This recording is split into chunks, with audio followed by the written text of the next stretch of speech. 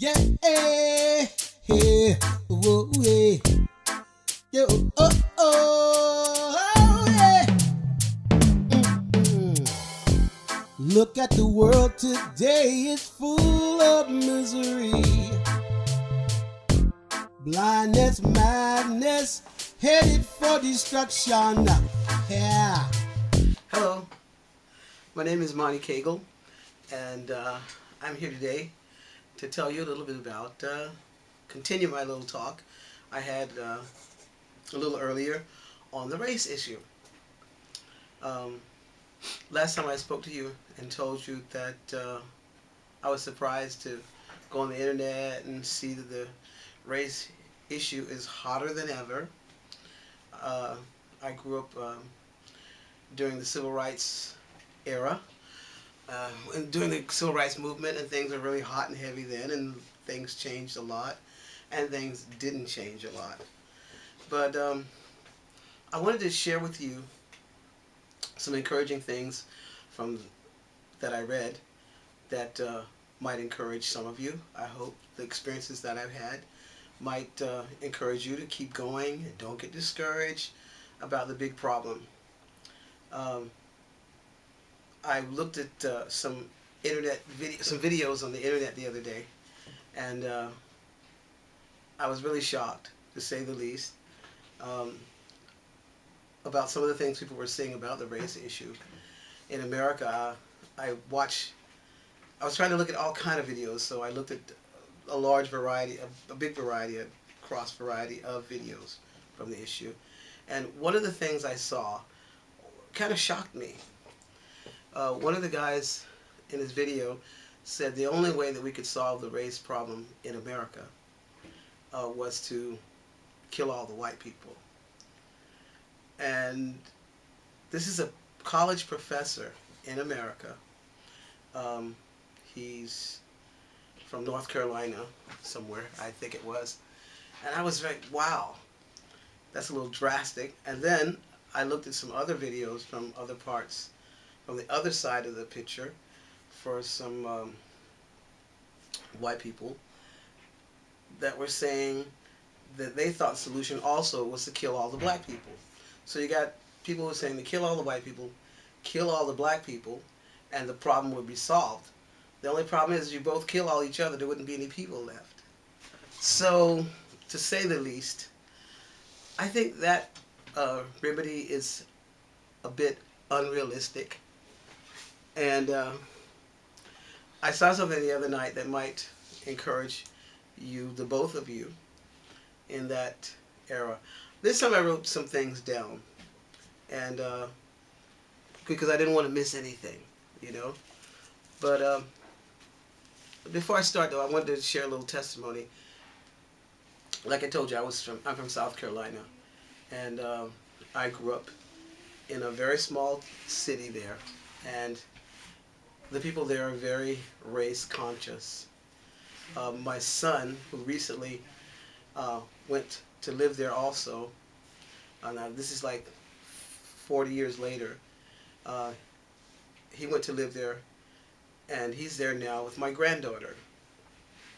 Now my granddaughter is German. He's my son, and my son married a German. My granddaughter is kind of half-caste in the middle, and he faces a lot of these issues and things too. So I thought I'd make this little video for him and other people like that, or whoever. But like I said, I'm trying to talk to more people who are Christian, who have a Christian or God base in their lives, because, well, the people who are atheists or atheistic, who might have a more secular attitude toward life, wouldn't necessarily like what I'm going to say, but I hope you can understand it. It'll make a lot of sense to you. But anyway, the race issue became a problem to me at a very early age. I want to share this testimony, this little thing that happened to me. I had a friend, when I was 4 years old, 4 or 5, there was this little kid that lived near my home. I loved this kid to death. He was a lot of fun. We used to play with him. So he was a white kid, And I just liked the guy. I had a lot of fun with him as a little kid. I never forgot him. The situation is, my family owned a very big house on Main Street. And under the house, we rented out three little storefronts. Now, one of the storefronts was rented by this little boy's mother, and they made a restaurant there. So, in the afternoons, she would bring him over to the restaurant, and we would play in our backyard, which was right behind the large building. And we'd play together. We'd have a lot of fun, blah, blah, blah, blah. And then she'd call him, Trey, you need to come and have dinner.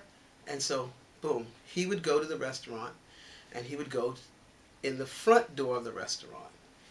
Now, one time I followed him in, and as a little kid, I had to go out of the restaurant where he would go, and I was kind of like, that's strange.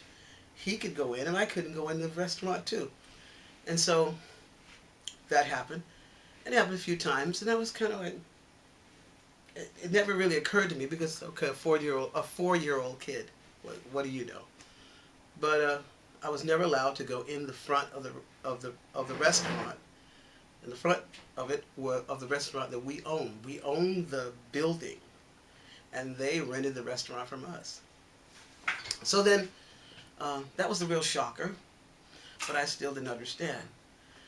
Then another heavy thing happened to me. When I was coming home from school, I used to have to walk this certain place to go to my little school.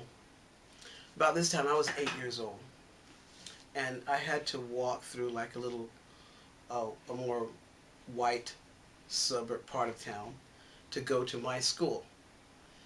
And so I was about 8 years old, and one day coming back home from school, this little kid, he couldn't have been more than 3 years old. He picks up some rocks and he's throwing at me, boom, with all his heart. He's throwing rocks at me going, nigger, nigger, nigger. Little kid, he was 3. I was 8 years old. 8, 9 years old. I never forgot it. It just like, it kind of shocked me. It's like, I still didn't get it. He was going, what? And I was thinking, why is this little kid yelling at me, calling me nigger? And he's only 3 years old. And so, at first, you're tempted like, get mad. But then I looked at that little kid, and I thought, this kid was taught to react like this. And that was another thing that stuck with me. And it started me thinking, I kind of started thinking not a hate thing, but more or less like why this was happening. And so it really made an impression on me that got me in a certain a certain state of mind of thinking. Now, this was taught to this little kid. He didn't grow up thinking that way. So then finally I got a little older and I started to understand, okay, there's race. There's the blacks and the whites and the this and the that, and it went on and on and on and so on and so forth. But one of the major things that really got me into thinking, wonder why this really is like this, was an incident that happened to me when I was in high school.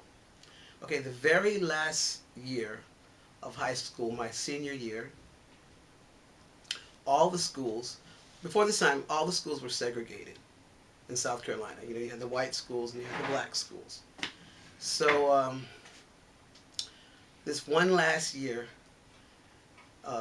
my senior year, they built this huge school in our town that all the white schools and all the black schools merged together to make one high school. That was Dillon High School. That's where I grew up. And so it was kind of scary. It was kind of different, like boom, 1 year, all these years, from 5 until 17, 18 years old, you went to a particular school or only black kids around you, and that was it. And then all of a sudden, boom, we all merged together in one big high school. Brand new, it was beautiful. And That year in South Carolina, from what I knew as a kid, there were many different reactions to this. Some were positive, some were very negative. Some schools were destroyed or demolished in race problems. Some schools came together. Yeah, yeah, whoa, yeah, yo, oh, oh, yeah. Mm-mm. Look at the world today, it's full of misery, blindness, madness.